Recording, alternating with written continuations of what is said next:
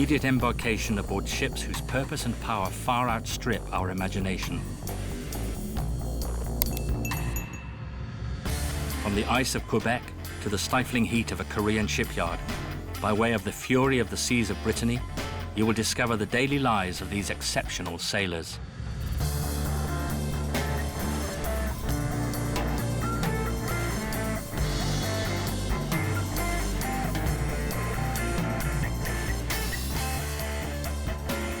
The men and the women we met aboard these extraordinary machines showed us that they are prepared to go to any lengths in their battle with the elements.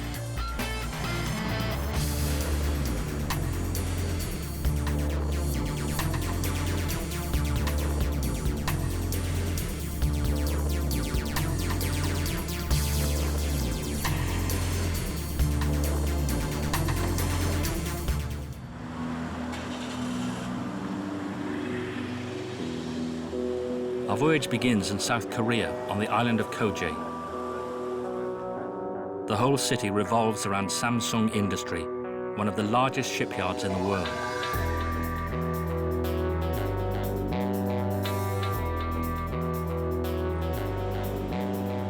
After crossing several oceans, the Blue Marlin has finally arrived in the city's harbor.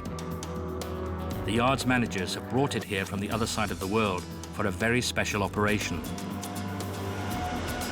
This shipyard is a city within the city. Each morning, 30,000 workers arrive in this giant factory, where they build 80 ships a year, more than one freighter per week. This is the realm of superlatives.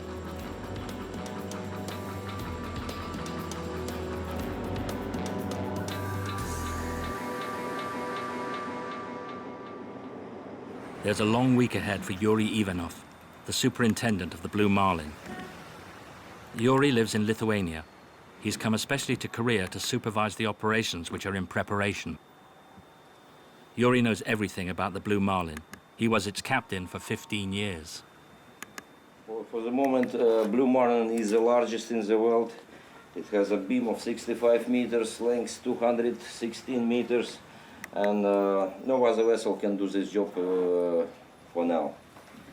And we did the same project a year ago, similar to that, sister ship, rig, and it worked perfectly. And I think this year it will be also same way. I'm ready to go. Good morning, Mr. Kim. Good morning. Glad to see you. Glad to see you. How are you? Fine.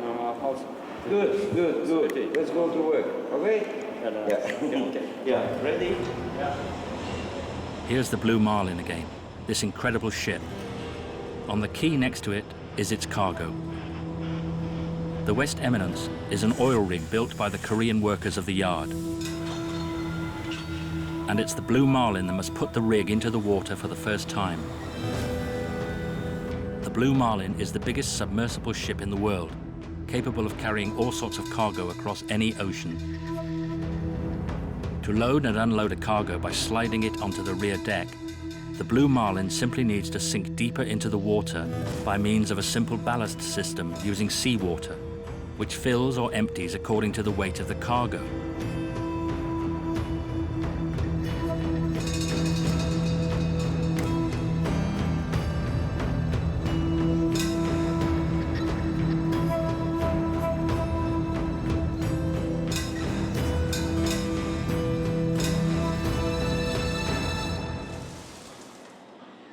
Meanwhile,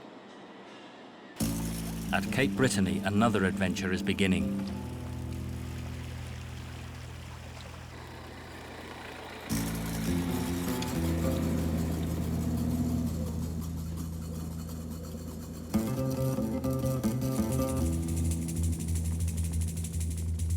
It's often said that at the origin of every adventure, there's a story of childhood.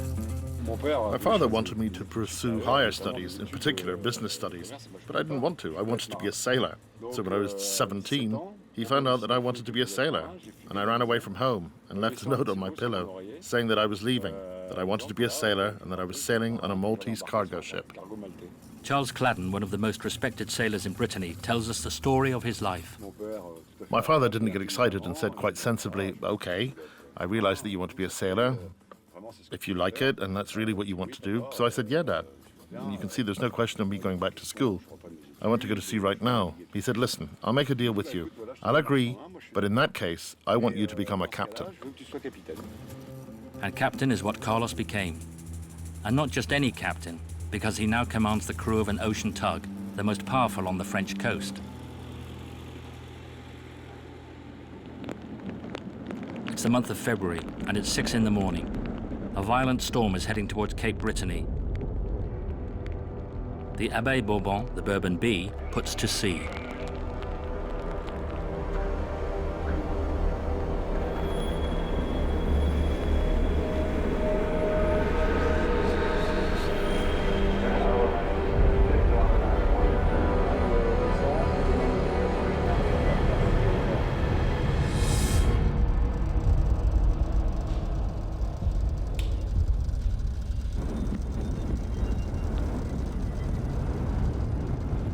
On the bridge, concentration is intense. They're listening for the slightest radio signal.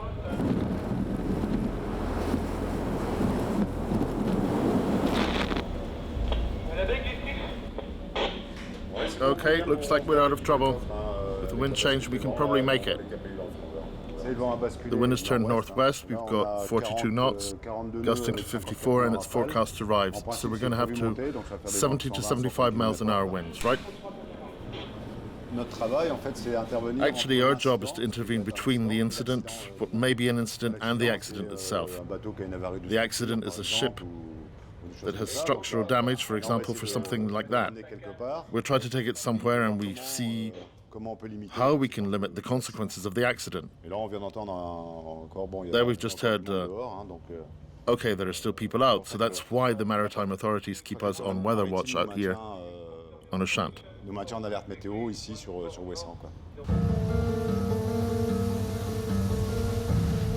The storm is hitting Brittany, but the weather appears milder in Quebec. During the intense cold of winter, the Saint Laurence, one of the longest rivers in the world, is hostile territory. But not for everyone. Certain people look on it as one vast playground.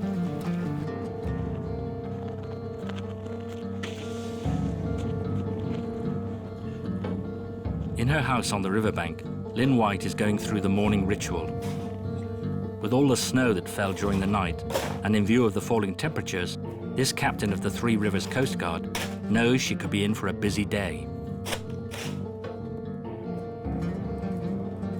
Her bosun Piero is already on the road towards the city harbour, where a big package is waiting for him.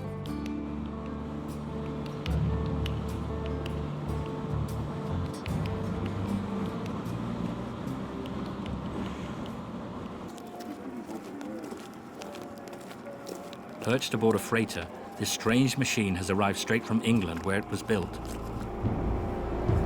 Custom made for the Canadian Coastguard.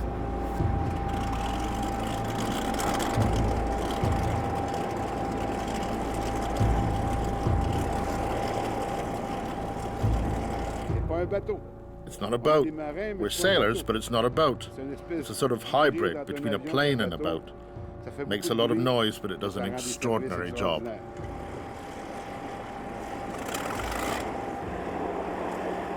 We're going to fit her out to her own taste. We're going to modify her so that she'll be pleasant to work with, so she'll be kind to us, because she'll take on a personality. This machine here is going to turn into a character.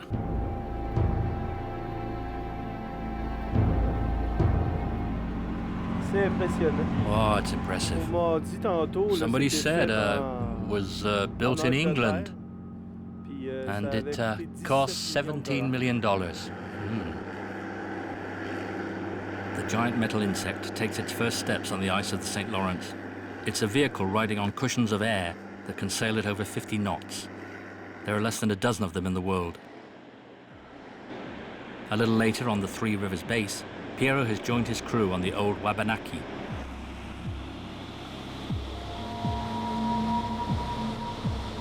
While he supervises maneuvering, Lynn White is at the helm.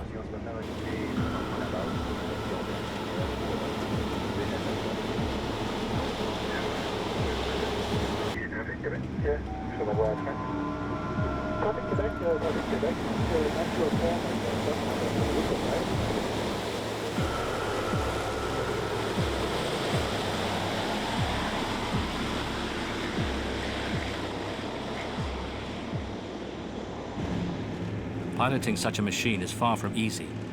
It's a bit like driving a car flat out on a skating rink.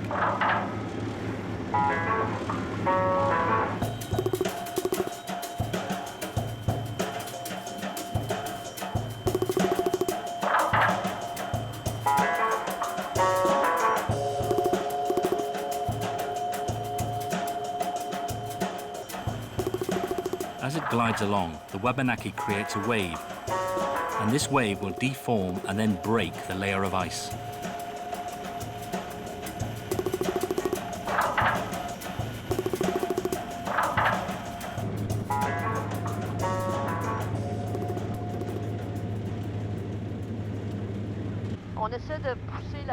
We try to push the wave laterally so as to increase the width of the ice field that we can break. If the ice is a little flexible, it breaks. So independently of the size of the wave that we can create, the amount of ice we can break with the wave depends upon the thickness.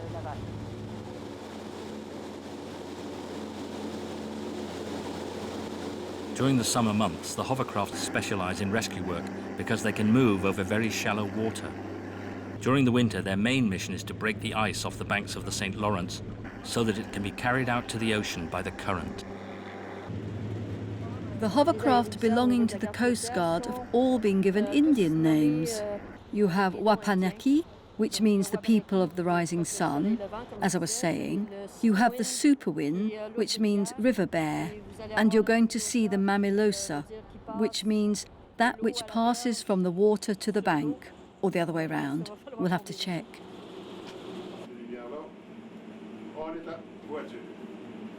The magical thing about this machine is that it has no draft. So we go into places that even a tiny launch can't go. I had a good friend in Tadoussac who came along with us, who said, I was raised here and I'm seeing places that I've never seen before because you couldn't get here. It was too dangerous with the tides. We leave the white icy world of Quebec for the humid heat of Korea, where the Blue Marlin awaits us. The loading of the rig has been in preparation for weeks. There's no room for approximation in this sort of job. The only thing that hasn't been planned is the weather.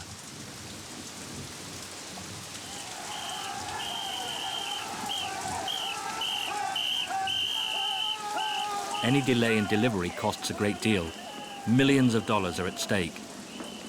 The imperturbable Mr. Kim supervises his workers' task. Now heavy day, but we are now working, so we have to keep the schedule to do better schedule and our clients' primers. That's very important. Yeah. At a brisk pace, the workers set up the 300 steel cables that would drag the rig onto the boat, sliding it slowly from the dock where it was built towards the deck of the Blue Marlin. The loading will take 2 days.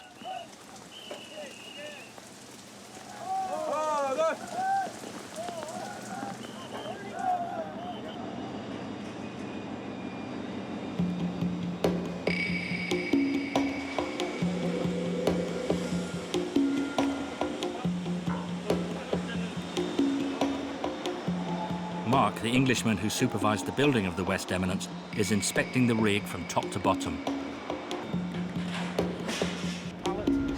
Everything is okay, Mark? So far, so good. We're looking for any loose items that may fall to the team that are performing the loadout operation below us. Some of the components on board the vessel can take up to 20 months to fabricate and supply. So at this late stage in the project, we don't want to damage anything either. You can never be too careful when you have to put 30,000 tons of steel into the water, especially when it represents $520 million, price of the rig. Well, the West Eminence rig is sitting on the ground at the edge of the quayside. You can see below us the heavy lift vessel Blue Marlin alongside the quay.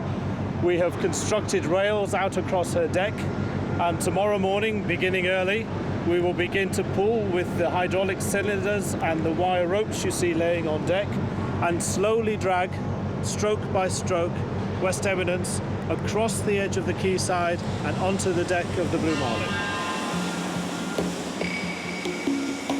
Blue Marlin is unique in the world. She has capability that nobody else can match, and she's pretty much the only vessel that would be suitable for our loadout.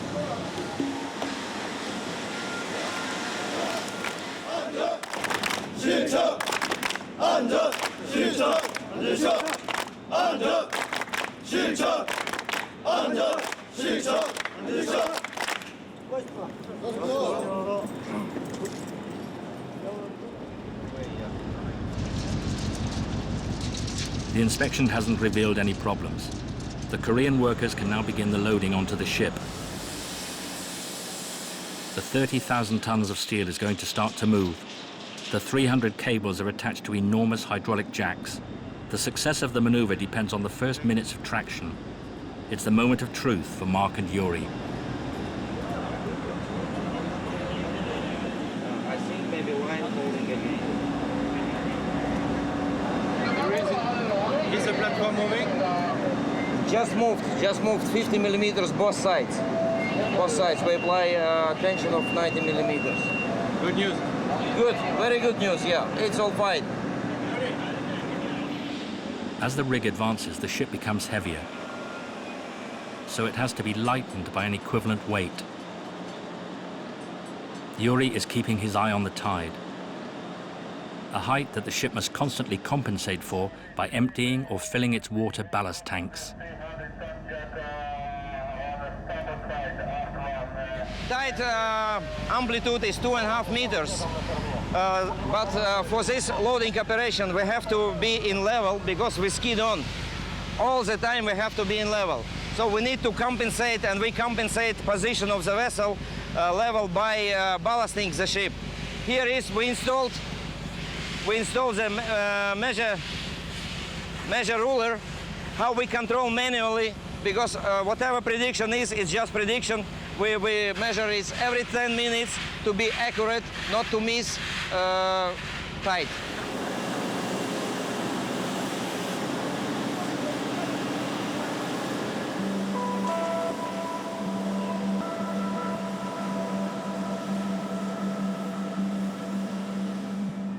The rig advances at 6 meters an hour. The maneuver will take the best part of the day.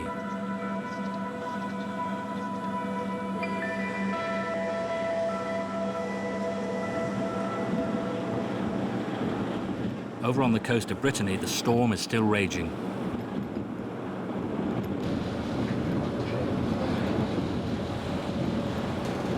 It's impossible for the crew of the Abeille Bourbon to remain at anchor on the Ushant coast because the wind has turned. They can't risk being driven onto the cliffs.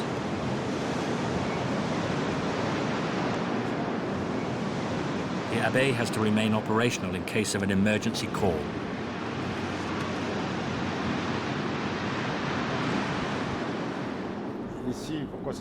Why is this a dangerous place? Because we have winds that are coming from the northwest, from the west onto Rouen. And we can see that these winds will drive the ships towards the coast, whatever the direction.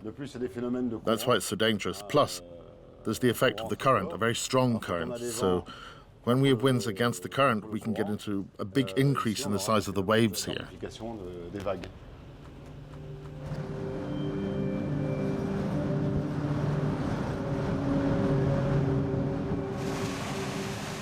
Carlos talks about waves, but they look more like mountains.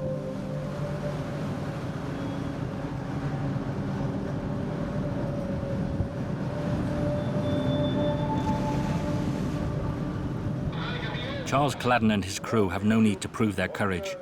For years now, they have been braving tempestuous seas to go to the aid of ships in distress.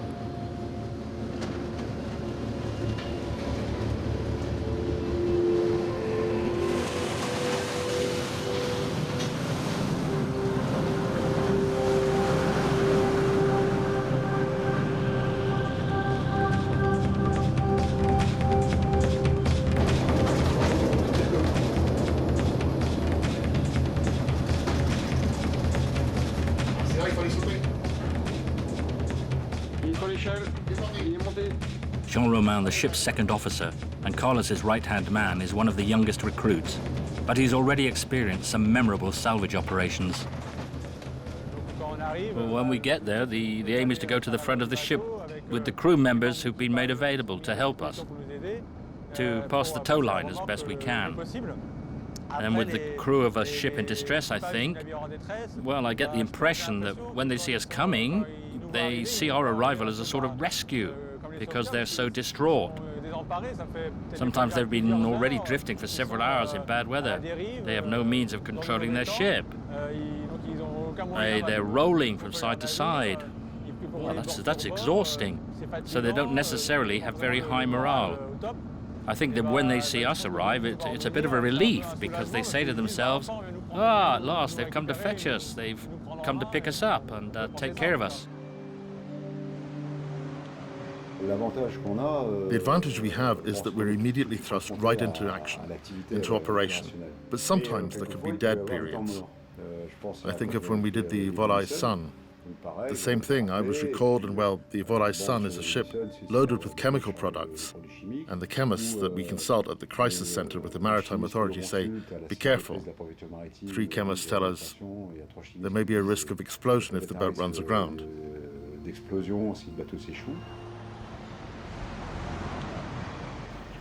I start thinking and thinking and thinking, and I tell myself, if I go like this, I've had it. And then I remembered a thing that my grandfather used to say. He used to say, if you're scared, it was a thing for kids. You have to learn to walk over your fear. And quite stupidly, like in a hospital, I practically got into a catatonic state. And I got up and I started walking. I kept repeating with this image in my mind, walk over my fear. Walk over my fear.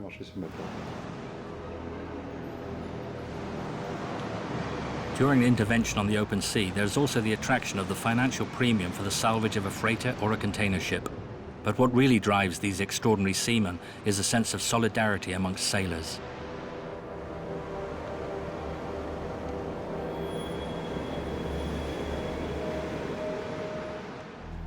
Back on the Saint Laurence in Canada, where the nights are very long.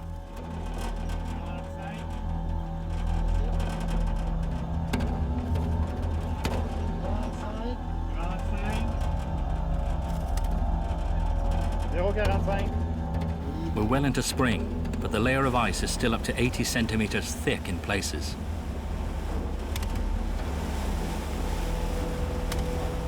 The Martha Black sails up and down this part of the river between Three Rivers and Montreal. This icebreaker from the Canadian Coastguard and her 50 crew members have just spent the winter opening the navigable channel and escorting freighters.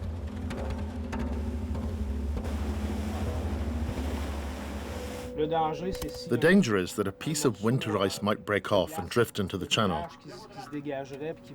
That would be the sort of problem we might face, given that the days are getting warmer and warmer, and they're forecasting rain for tomorrow.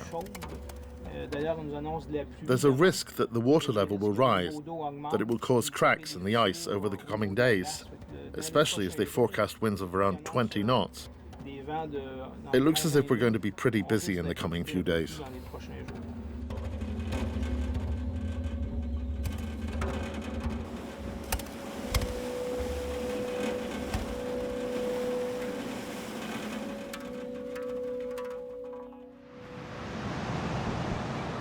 The Martha Black is underway. At this time of the year, like most of the Canadian icebreakers, it's part of the team clearing the river of ice. At no time can the ship move out of the channel because of its draft. It's 9 in the morning, and a woman leaves her little cabin on the captain's orders.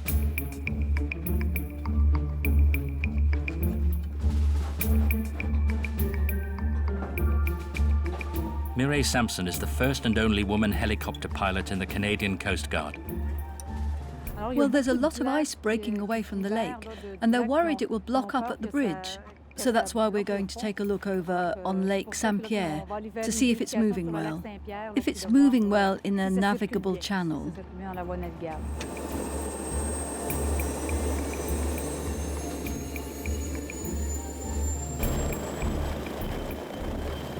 When she sets out on a reconnaissance mission, Mireille is always accompanied by an ice observer, Lucy. Twice a day, they fly over the critical zones of the Saint Laurence.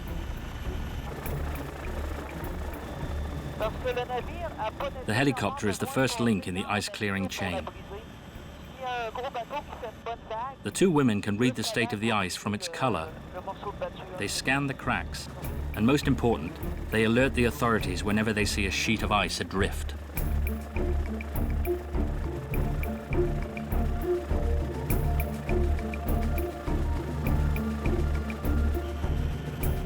Mireille is in constant contact with the Ice Bureau situated on the shores of Quebec City.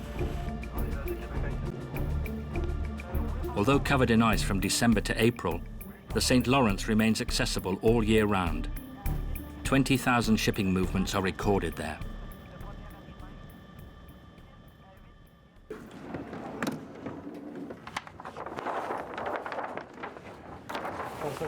These men are for the most part former captains of icebreakers. They control all the sea and river traffic in Quebec. I suggest a possible change in the route there, to take the route a little further to the north. What we're interested in is the circulation. The ice has to move. It has to move with the current. That means right now to make sure that the ice circulates freely in the channel, because if the ice stops, then it forms a sort of barrage, and the water level rises, and then we can get floods along the riverbanks of the towns, etc., etc. That's the critical thing in this particular sector.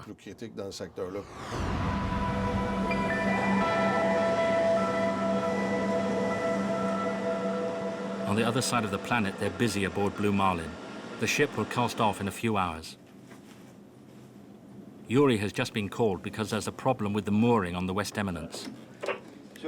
Workers have been busy all night attaching the rig to the ship. It's placed on simple wooden wedges, but the work does not meet Mark and Yuri's approval. Yes.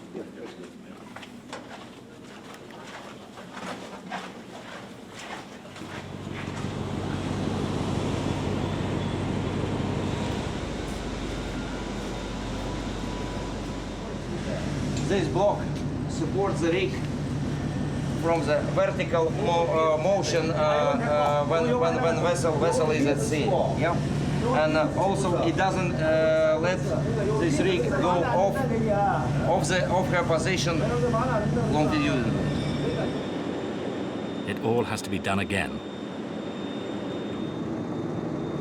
It's a 1-minute job in 4 locations. If you want to change the plan, you need to come back and discuss. Don't just change your mind and don't inform us.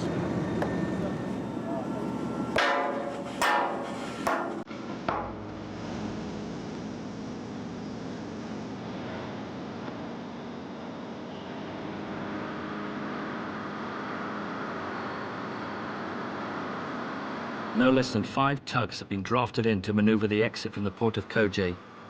With its cargo, the Blue Marlin is nearly 90 meters wide. For Captain Vladimir, this is not a simple maneuver.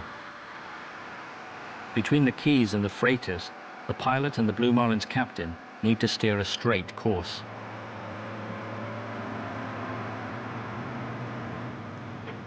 It's not as usual as we are doing. Steering bow ahead, you know, but nothing we can do because there is not this space here to swing around, to turn around the vessel. So with such cargo.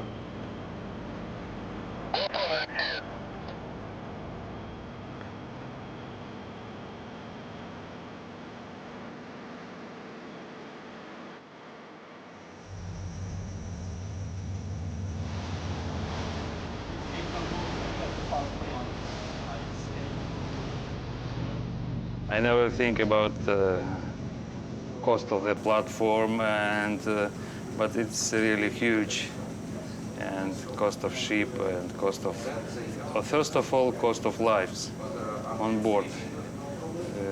We have about 50 people now on board, so this is my first concern. Second, the safety of the ship and safety of the cargo as well.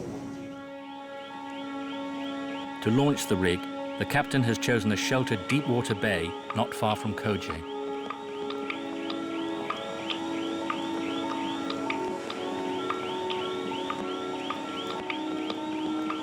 Ballasting operations to submerge the ship have begun, but Yuri has some concerns. There is coming some swell in, so we're a little bit worried with captain. We will watch whole night weather conditions. All through the night, the Blue Marlin will gently sink down. The deck of the ship is now 9 meters below the surface of the sea. Back at Brest, a moment of calm. Behind the salvage of these ships lies a whole organization. We're heading for one of the French Navy's most secret locations.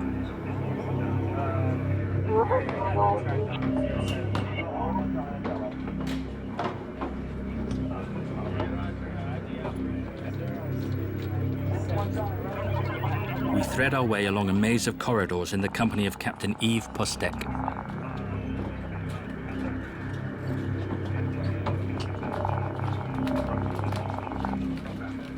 After several minutes' walk, we enter the nerve center for salvage operations in France.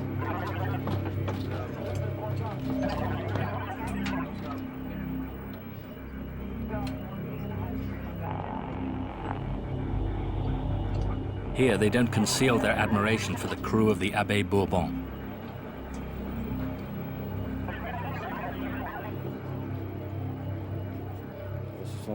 These are quite exceptional sailors, hardened, courageous, because after all they face extremely hostile weather conditions, and they're under the command of a captain who has a very rare knowledge of salvage operations.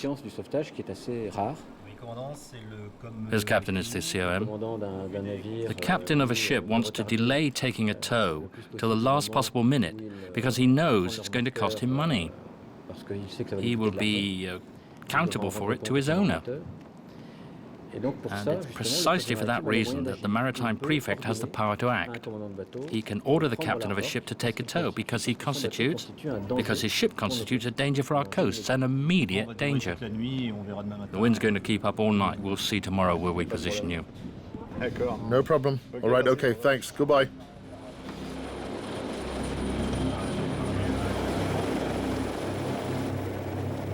The Ushant fairway, the Abeille Bourbon's territory, is a veritable maritime highway. 150 vessels pass through every day, and they're not little ones. Container ships, tankers, or chemical carriers. You have to be absolutely ready in case of an alert, so they practice whatever the weather conditions. The goal is to be prepared when required. Okay, we prefer it if nothing happens like everybody else. But it's obvious that the fact that we practice, well, in the end, when we find ourselves in conditions that can sometimes be quite exceptional, which has already happened, it allows you to get rid of a large part of the stress because you fall back on professional practices.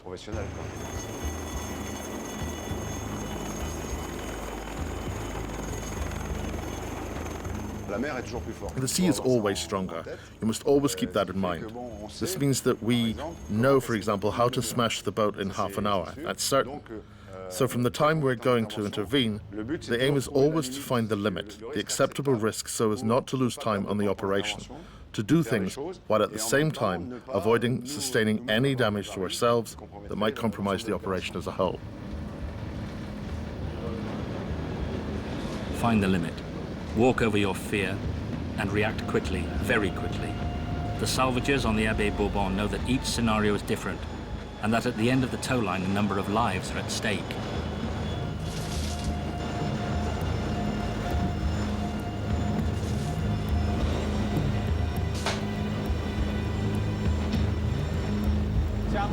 Well, it's a moment when you're very, very close to the ship in distress. You may be a dozen or 15 yards from its bulb.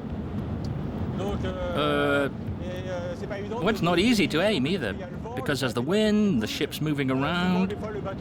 Sometimes the ship in distress is very high compared to us. So all that makes aiming the rocket more difficult.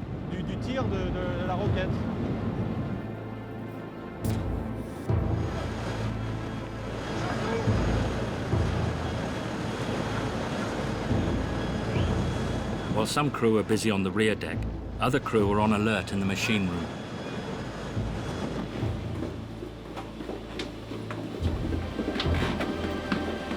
We're down in the hold, the bowels of the tug, and the success of a salvage operation depends not only on the experience of the captain, but also on the power of his engines.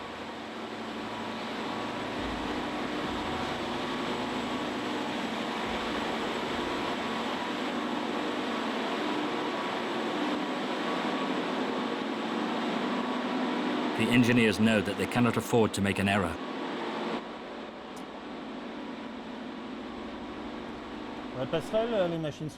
Okay, bridge, the engines are ready. You can see the two screws that are used to drive us, but also to maneuver while towing, and above all, something you don't have on other ships, the two rear thrusters here, two bow thrusters, which are actually used to hold the ship in position while we take up the tow.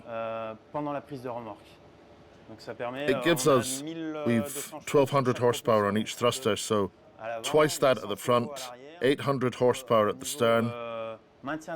And as far as holding the ship's position is concerned, close to the ship needing assistance, we have practically the best equipment for positioning. And yet, despite the reliability of the engines, the danger is there, just a few yards away.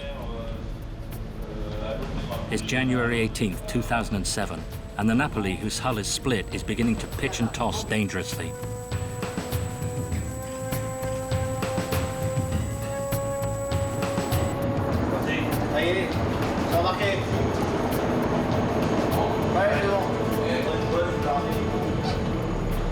Several sailors from the Abeille are winched aboard the Napoli.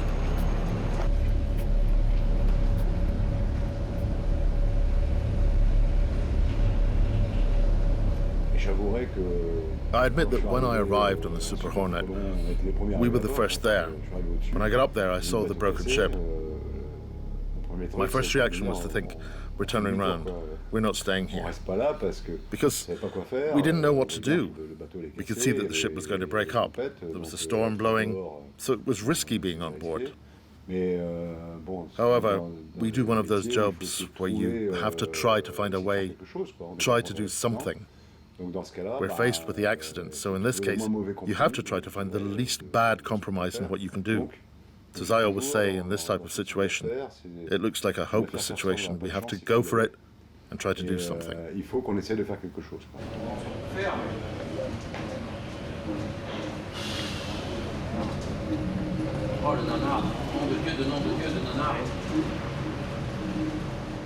The situation is still very dangerous, despite having the ship in tow.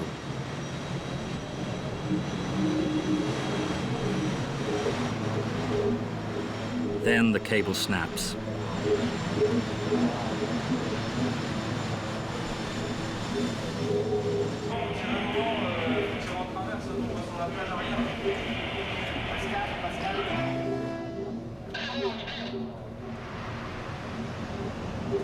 Finally, after battling for several hours, the Napoli ran aground on a beach in Cornwall, England.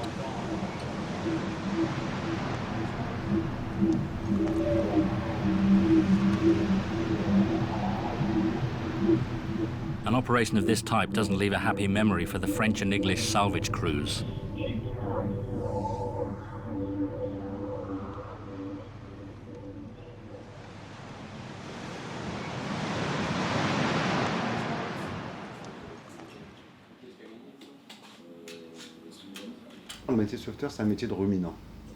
The profession of salvager is a ruminant profession. It's like cows. That means that after each operation you think, what could we have done better? There's so much pressure at the moment of the operation that later you experience a little crisis of compensation. There's the funk, the retrospective fear that's always there, that comes. There's a load of things, and that, how can I put it? You don't get used to it. Sometimes every operation, it's the things that pile up. You don't get used to that. The only thing you learn with time is that it passes.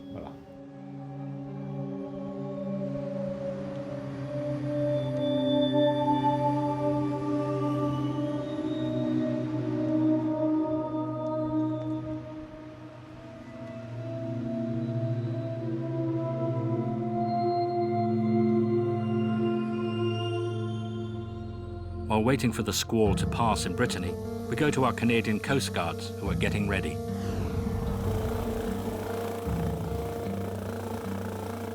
Mireille has just touched down at the hovercraft base. The clearing of the ice on Lake Saint-Pierre will begin in a few minutes. When the hovercraft breaks all those pieces of ice under the cushion, it looks like a puzzle, as there are thousands of pieces floating around in the ocean.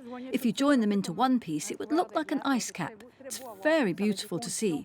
However, it makes for quite precarious conditions to monitor, because sometimes there are dangers. If there are big pieces of ice not sufficiently broken up, we report them and they go out and break them into smaller pieces.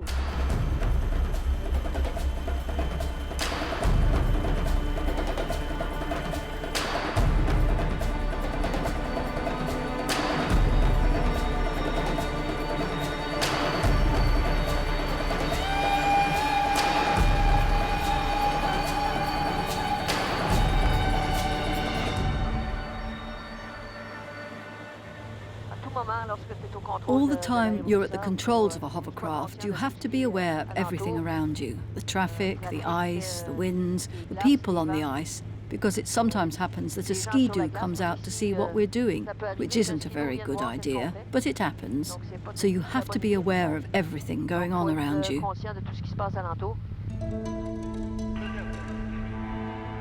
For hours, the crews of the hovercrafts work the 300 square kilometers of Lake Saint-Pierre.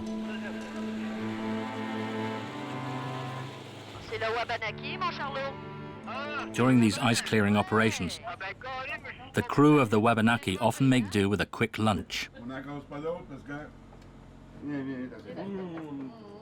Oh, fine dining on board.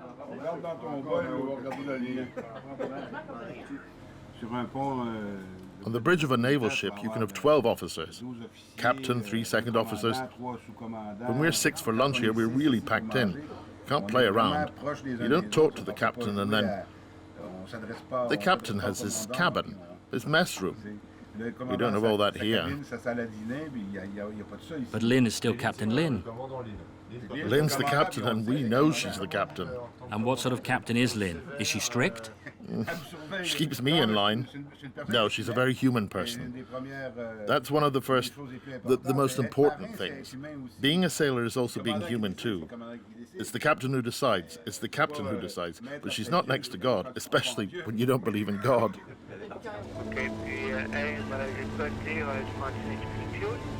Oui, on va prendre du fuel, parce qu'on va la rentrer dans le garage, la cocotte.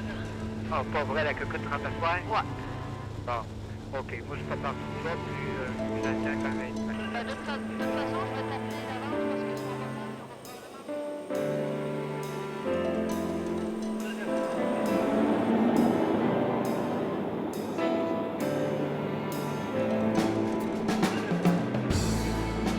After 20 years' service, the old Wabanaki has undertaken its last mission on the ice of the Saint Laurence.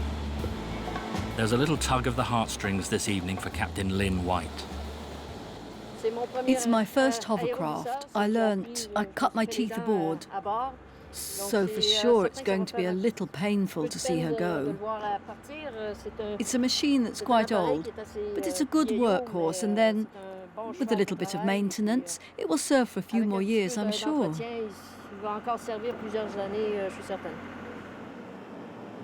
In a few weeks, the Wabanaki will leave the St. Lawrence River for a far destination. With a new crew, it will continue its rescue missions and end its days in the swamps of the Indian Ocean.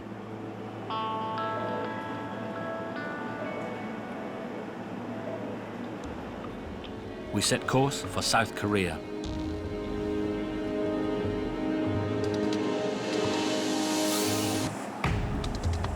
The Blue Marlin is about to accomplish its mission.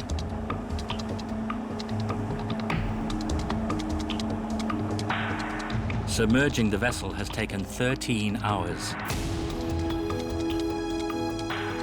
For now, vessel has weight of 120,000 tons, and for complete ballasting, when we reach our drafts, what required, we need another 10,000 tons.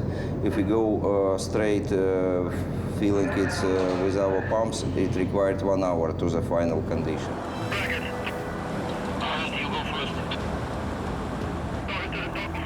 Yuri is now aboard the rig. He's the one who will give the green light. Tension is at its height.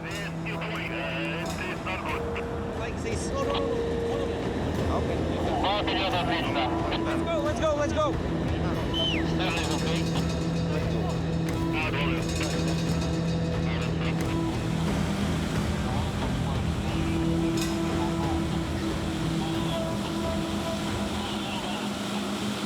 Okay, thank you very much, Mr. Kim, and good luck for towing.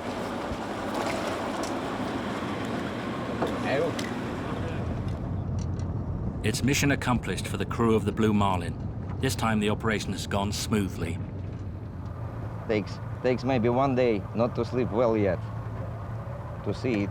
Sometimes you're dreaming about it, sometimes you're dreaming after that. And there is a lot of emotion for you, huh? Yeah, right now, sorry. Just released. Thank you, too. Great. Okay, enough. So it's off the coast of South Korea that our voyage to the land of excess comes to an end.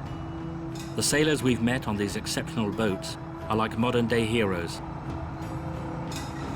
Their secret? A cool head, a little courage, and above all, a great deal of humility.